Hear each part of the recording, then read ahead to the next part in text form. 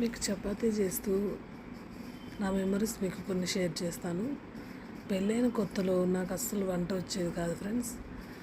అప్పుడు నన్ను చపాతీ చేయమంటే నేనేం చేసేదాన్నంటే పిండి గట్టిగా కలుపుకునేదాన్ని. చపాతీలు అప్పడల్లాగా వచ్చేసేవి.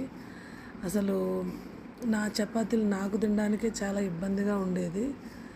తర్వాత ఎంతమందికి ఎంత పిండి వేసుకోవాలి, పిండి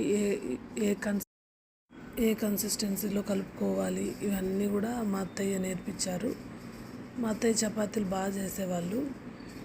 మా అమ్మగారు కూడా చాలా బాగా చేస్తారండి చపాతీలు. ఇలాగా చక్కగా మృదువుగా కలుపుకొని ఒక హాఫ్ అన్ అవర్ పక్కన పెట్టుకొని ఆయిల్ రాసి ఇలా ఫోల్డ్ చేసి చపాతీలు చేసి కాలిస్తే చాలా బాగుంటాయి. నేను చేసే చపాతీలు చాలా సాఫ్ట్గా మృదువుగాను ఉంటాయి. చిన్నప్పుడు పెళ్ళైన తర్వాత కొత్తల్లో పూరీలు చేయాలన్నా కూడా అదే పరిస్థితి.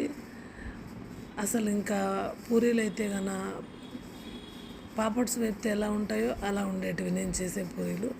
కానీ ఇప్పుడు మాత్రం చాలా బాగా నేర్చుకున్నాను అన్నీ. రాందంటూ ఏది ఉండదు ఫ్రెండ్స్.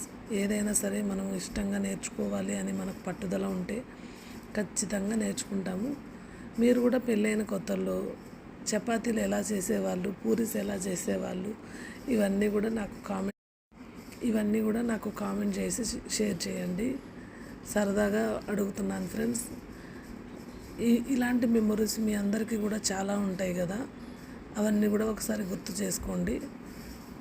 చపాతీలు ఈ విధంగా కాల్చుకుంటే టేస్ట్ కూడా చాలా బాగుంటుంది.